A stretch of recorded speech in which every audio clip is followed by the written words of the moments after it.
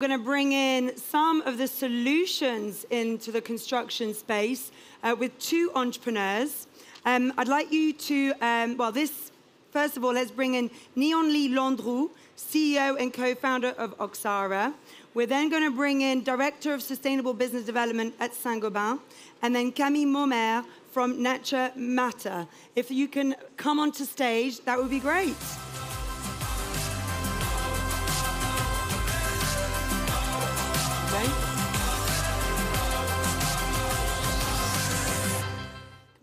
Come on. They are here. There we go. Sit down. Make yourselves at home. How are we? You feeling good? Yeah, please put that down on the table if you want. We've got a hint. So I'm going to do the same again, which is give you a little flavor of where our speakers are coming from. And we're going to start with you, Pascal, on the end. It was such a joy to meet these people before our chat today, and really sense that with Pascal, really believes that sustainability is a business opportunity. In fact, it's fair to say you've spent the most of your career trying to prove that point at the heart of Saint-Gobain. He was involved with setting up the very first working group at Saint-Gobain to answer that very question: can sustainability be a business opportunity? He's been at the heart of the sustainability transformation. Now, for those of you who haven't come across Saint-Gobain, they are a big industrial producer. They produce flat glass, insulation, plasterboard, construction chemicals. So there's no doubt that they run an energy-intensive process. So Pascal is here to share with us new ways of doing things. So please put your hands together for Pascal. Thank you. Next, we have Camille. Now, you believe that our buildings could actually be will help us fight climate change as opposed to just cause it. She's combined her bioengineering skills with her love of the environment and her interests in entrepreneurship. And she now makes sustainable, and she's really working towards making sustainable business building materials the new normal in construction. So she's going to be sharing today the current state of bio-based materials and how architects, developers, contractors can integrate these into their designs and their buildings. So thank you, Camille, for being here. And last but not least, Gnanli, you have always believed that construction in the global north is very high quality, but it is leading to resource scarcity and a huge carbon emissions. So after moving to France from Tongo to study ceramics and material science, you co-founded a spin-out from ETH Zurich, and you specialize in the development of a cement-free concrete. This is made from waste excavation material and construction demolition waste.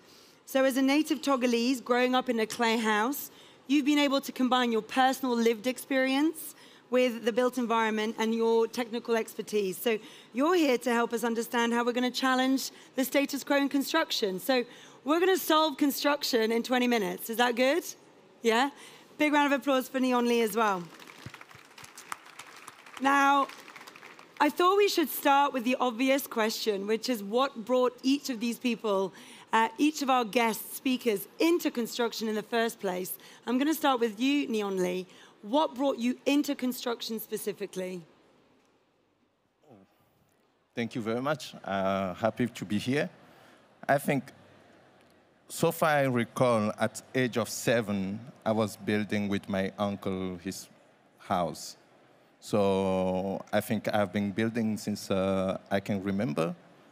And for me, construction was not what we see here. It was like part of our daily activities. If you want to live in a home, you have to build it. So that's how I would say I got into it. And the resource that we are using are mainly the resource that we can find around, not necessarily exporting cement or so on. So how do you build with clay, mud, and straw or vegetable fibers? Wow. What about you, Camille? Well, quite pragmatically, my co-founders, basically, which are over there. I'm not from the industry. My background is bioengineering, but when both my co-founders, which are architects and contractors, were trying to make the most sustainable home for themselves, they tried to integrate all those new sustainable building materials. And even though they were professionals, they were trained as architects and they were leading the work site as contractors, they came across a lot of difficulties. And therefore, it gives us the first hint like, okay, but even if you want to, it's really complex. So how do we help transitioning all those professionals that need to be trained in those new materials? So that's where we started. And that's people in the industry finding it complex as well. Exactly. And if I can ask the same question to you, Pascal. Well, actually, I started my career in the food industry, so far away from construction. And after working for a food company, I moved into consultancy. In this consultancy, I was involved both in consumer goods and in the construction sector. And I was very amazed by how the construction sector was late compared to other industries. Late in terms of innovation, late in terms of technologies. So I decided to move into the construction sector on the side of materials to be part of the game, to have a chance to influence from inside, to be able to foster innovation in this sector. Yeah, thank you. So good to hear all these different ways in, which just goes to show us there's no single pathway into any industry. And we need that to be a strong message. And I love the fact that you didn't know anything about construction, you know, and have just launched into your own business. So, Gnanli, when we spoke before today, you had this very interesting, very powerful belief of linking construction with affordability. Can you tell us a bit more about why those two are so intrinsically linked in your mind?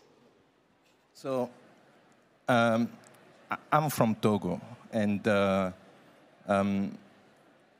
bag of cement in Togo costs the same as a bag of cement in Europe, in France. And obviously, we do not earn the same amount of money in Togo and in Europe. So, if we have to build sustainable using like material, it needs to be accessible, affordable for the people in the global south. And that's also the location where we need to build houses. According to the World Bank and the UN Habitat, we need to build around houses for 3 billion people by 2050. So colossal amount of material resource will be used, and without making it affordable and accessible to people, we will still be talking about inequality or other global challenges that we are dealing with currently. And of course, where we live is the absolute foundation of our lives, right? We can't work, we can't learn, we can't contribute to society without... Like, I remember that at age of 7, like, if you do not have a home, then tomorrow you do not go to study, because that's without a home you cannot go to school, or without a home you cannot even think about business opportunity, education, health opportunities, and so on. So houses, maybe for some of you it might sound like, oh, that's the place where we go after our work, but for many people it's the essential place to be able to build their future, or to build their present and their future.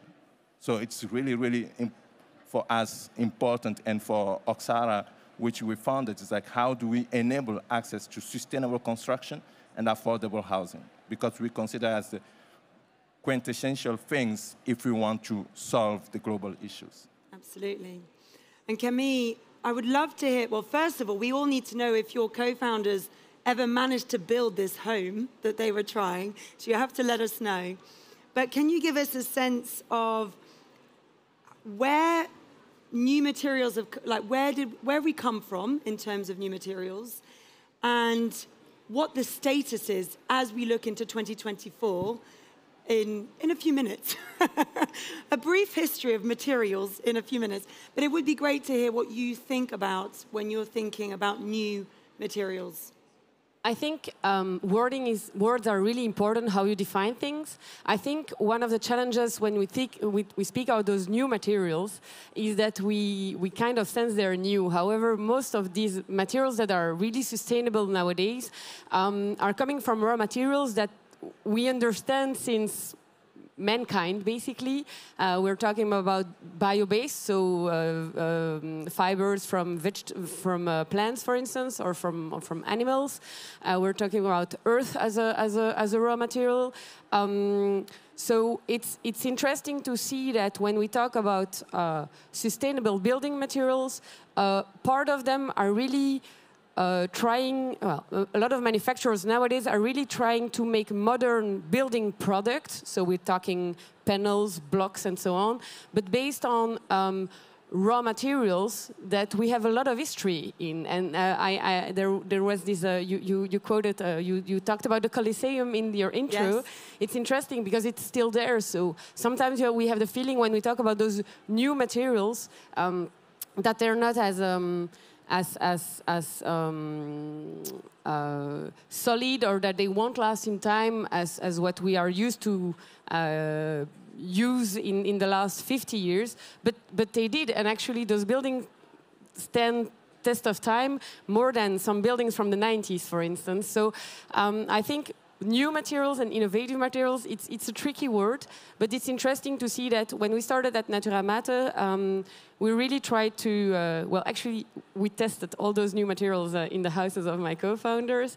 But so we were really like exploring the market to come across all those manufacturers of new materials. And now we see that 4 years later only, we're being contacted by them, and there is an explosion of creativity within the manufacturers to create new materials based on either bio-based resources, either on recycled resources, because you have a recycling stream as well that is interesting. And maybe as well, one of the things that we try to where we try to spread the word as much as possible is there are alternatives for almost everything in a building. So it's a very broad, when we talk about sustainable building materials, it's a very broad family going from structure to paints, and that's and with all the families in between that. Oh, thank you. Well, I guess time to bring in somebody who knows a thing or two about materials, the traditional kind. Maybe for our audience, in case they don't know about Saint-Gobain, if you can give us a bit of a sense of what it is you do in the material space. But of course, you've had a front row seat and you joined so that you could help innovate the sector. So maybe give us a sense of the trends that you're seeing from where you stand. Yes, of course. I think it's all about making materials more sustainable. I don't think there are sustainable or not sustainable materials. You have more or less sustainable materials. All materials have impacts. So zero impact materials do not exist yet. Maybe someday, but not for the moment. So in Saint-Gobain, we are producing flat glass, mineral wool insulation, gypsum boards, construction chemicals. These are very different logics. If I take the first ones, flat glass, mineral wool, this is made historically, basically, out of sand. We know sand is becoming a scarce resource. It's about melting sand in high temperature furnaces above 1,400 degrees, thus consuming lots of energy. So the challenge for us is twofold. First, it's to replace virgin raw materials by recycled content and to switch from carbon-intensive energies to decarbonized energies. And this is what we are doing. We are switching our furnaces to electricity, to biogas, to hydrogen in the future. We have already started. And we are using more and more recycled content. We have been able, 2 years ago, to make a pilot for flat glass production over 1 week using only recycled content and only decarbonized energy, thus achieving a production with 0 carbon for the scope 1 and 2, and a very low carbon product, demonstrating that it is possible for glass to be a very low carbon product. We did the same for plasterboard. We have fully electrified one of our plants in Norway. By chance, there is abundant hydro power in Norway. A lot of that. And electrifying the plant has allowed also to have a scope 1 and 2 at zero, thus decreasing by more than 70% the carbon footprint of a plasterboard. In France, we have launched a plasterboard with more than 50% recycled content. As you can see, these are the two directions in which we are working, including using more recycled content, byproduct, waste-teriols, as we call them, to replace virgin raw materials by those alternatives, and switching to less carbon-intensive energies, decarbonized energies. In the same time, in parallel, we work to make our processes much more energy efficient. If we look at the energy consumption in our plants, in our manufacturing plants today, compared to 20 years ago, we have already significantly decreased our energy consumption. So this is what we are, what we have already started to do, and what we are accelerating in our action. So we have a plan to be net zero carbon by 2050, and to have decreased significantly by 2030 our carbon emissions. And also, we plan to increase significantly the use of recycled materials in our products by 2030. And it's really good to hear this. And I guess my next question on that is, how does your industry respond when you come out with a pilot that comes out with this carbon zero flat glass? Are they chasing you? Are they inspired by you? Are you working with them? So, following the pilot, we decided to start commercializing a product with a reduced carbon footprint. So we don't have a product for sale with a 100% recycled content. We decided to go for 64% recycled content, to use renewable electricity in the process. And we have a flat glass product with a reduced carbon footprint by 40% compared to market average. And we have some demand for it. It's not, how to say, all the market that is asking for such products. This is clearly customers which have also plans for sustainability, developers, contractors, which want to build or renovate, because we should think of renovation as well. Absolutely. Build or renovate more sustainably. So it's a small part of the market. This product is more expensive than traditional glass, and only some customers are motivated enough for the time being to go for it. But it's good to have these front runners. We need to have front runners able to test and adopt innovation early enough to allow manufacturers like us to go along the value curve, to decrease the cost, and to make these innovations accessible to all after a while. So having front runners, I think, is key in the construction market. We need to have such front runners as contractors, architects, specifiers, investors, to be able to test innovation and to make this innovation more affordable for the rest of the market. So picking up on this idea of recycled content, because this is something that Oxara does very well, and I think we need to hear about some of these new materials. So if I come to you, Gnanli, first, tell us a bit about Oxara and how you're able to create concrete that is cement-free, and then we'll come to you, Camille, to find out a bit more about some of the materials you're developing. So, thank you. Basically, Oxara developed during my PhD at ETH in Zurich a way to remove cement out of the equation, because cement is one of the biggest producers of CO2, 8% of global CO2 emission. And if we want to decarbonize the construction industry, we need to remove the cement out of the concrete. So on one side is what kind of binder or glue you will have to be able to bind any type of mineral material you will find around. The second is that to build or to produce concrete, you need gravel and sand, and those resources are getting scarce, but at the same time, you have a lot of waste that is piling up on landfill. So how can you, on one side, make a technology without cement, and on the other side, use waste as primary resources to avoid kind of resource depletion? And that's what Oxara have done. We managed to create an additive that is based on mineral salts that actually a lot of people can go out and buy it. But the purity is not the purity that we will need. So we try to move from the regular chemical to a high purity, blend it, and mix it with the waste that is milled together. And that's how we obtain a new type of cement. And can we see, you've brought some examples. I can hold it whilst you're speaking. So we have, what am I holding? So this one is made out of old bricks that kind of lie on a pile, so red bricks, and more than 90%. And the remaining is a different salt that we can mill and mix together. And this product have performance comparable to cement and concrete, being able to replace up to 30% of conventional concrete on the market, 90% CO2 reduction compared to existing concrete available on the market. Wow. Round of applause, eh? Round of applause. Now, obviously, Camille, we talked a lot about, is the solution more tech? Is the solution more bio? Tell us a bit about what your work has been involved in. Yeah, so maybe to clarify, we don't develop any products. Our job is really to explore the market, to know about all the sustainable building materials that are either in development or produced in Europe. However, to define which is the right sustainable or more sustainable product for a project, it's interesting to put into the framework that has been published by the United Nations a few months ago already.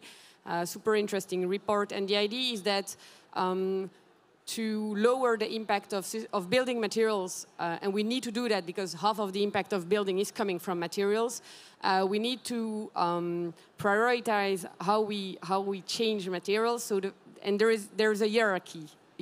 Hierarchy to follow. And the idea is, the first one is to avoid as much as possible new extractions of raw materials. And therefore, what Oxara does is kind of amazing because you use recycled content as a new raw material, but it's also about trying to define, don't we need to build less? Can we have smaller structures, which is not a kind of sexy topic in the real estate industry. So the first thing is always to try to avoid new materials. The second, when you can't do that, because obviously we build, so we need materials, is always to shift as much as possible to bio-based. So if there is a bio-based alternative to what you want to use, you go for that. Why? Because they're renewable and they stock CO2, which is kind of what we need right now. And then only if you can't avoid and if you can't shift to bio-based, you go to improve, and that's improving the existing materials, and that's all the work that a lot of producers are doing right now, trying to decarbonize as much of their production and shift their materials in a more virtuous production system. But it's important to keep in mind that it's a hierarchy. It's a really hard word. It's horrible. And it's first you avoid, then you shift, and then you improve the rest. And based on that framework, it's quite, it becomes more intuitive for project owners to make the right choices when we talk about material changes.